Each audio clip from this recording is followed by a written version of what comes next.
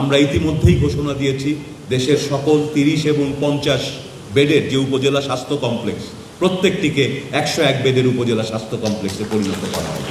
আমাদের স্বাস্থ্য ব্যবস্থাকে দেখতে হবে এর সামগ্রিকতায়। একদিকে যেমন আজকে বলছি আমরা এই মেডিকেল কলেজে 200-র মতো অধ্যাপক থেকে সহকারী অধ্যাপক পদ খালি, অন্যদিকে আমরা যদি আবার দাবি করি এই শহরে আরেকটা মেডিকেল কলেজ তৈরি করি, সেটি কি যুক্তিসঙ্গত হবে? মেডিকেল কলেজ কি কেবলই একটা বিল্ডিং, একটা ইমারত? এই কথাটি কিন্তু অনেক সময় আমরা অনেকেই মনে রাখতে পারি না। আমি এই মন্ত্রণালয়ে দায়িত্ব পাওয়ার পর থেকে দেখছি, আমি সংসদেও বলেছি, অনেক সময় আমাদের বন্ধুরা সংসদ সদস্য যারা আছেন তারা নিজের এলাকায় মেডিকেল কলেজ চান, এবং এইভাবে চাইতে থাকলে বাংলাদেশে প্রত্যেক উপজেলায় একটি করে মেডিকেল কলেজ নামক ইমারত তৈরি হবে, মেডিকেল কলেজ তৈরি হবে না।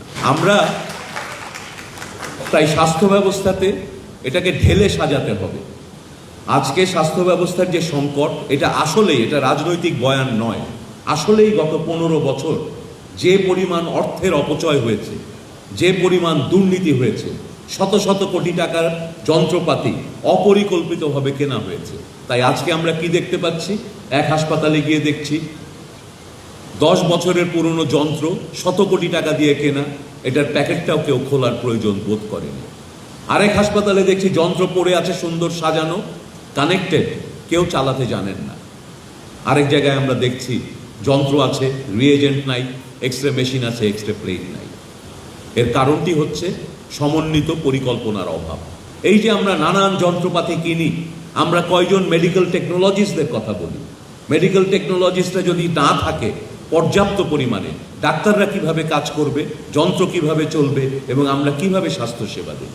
আমরা ডাক্তারদের কথা বলি, প্রতি ডাক্তারের সঙ্গে রেশিওতে অন্তত 3 জন করে নার্স থাকার কথা, আমরা কিন্তু নার্সদের নিয়োগের কথা বলি। আমি আজকে বলছি এখানে পদ শূন্য আছে, আবার একই সাথে আমি কিন্তু এটা জানি এবং আপনাদের সঙ্গে শেয়ার করতে চাই, সারা বাংলাদেশে মেডিকেল কলেজে বিশেষ করে বেসিক সায়েন্সের শিক্ষক আমাদের ব্যাপক সংকট, আমরা চাইলেও আনতে পারছি না। আজকে আপনার এখানে যদি প্রমিস করে যাই যে 100 জন 200 জন যে সহকারী অধ্যাপক থেকে অধ্যাপক পর্যন্ত খালি আছে তার সবগুলো পূরণ করে দেব, তার মানে হবে আপনারই কোনো কলিগের অন্য কোনো মেডিকেল কলেজকে শূন্য করেই আমাদের এখানে আসতে হবে। সুতরাং কোনো সাময়িক জনপ্রিয়তার জন্যে সাময়িক কোনো সমাধান, এখানকার ডাক্তার ওখানে দিলাম, ওখানকার ডাক্তার সেখানে দিলাম, সেইভাবে সমস্যার সমাধান হবে না। আমাদের ডাক্তারের সংখ্যা, আমাদের সারা দেশে মানুষের জন্য যে পরিমাণ ডাক্তার প্রয়োজন, বিশেষ করে আমাদের সরকারি হাসপাতালে পাবলিক হেলথ সিস্টেমে যে পরিমাণ ডাক্তারের প্রয়োজন তার চেয়ে ভীষণ পরিমাণে অপ্রতুল। প্রচুর সংখ্যক ডাক্তার আমাদেরকে দ্রুত নিয়োগ দিতে হবে, কেবল তখনই সম্ভব হবে এই সমস্যার সমাধান করা।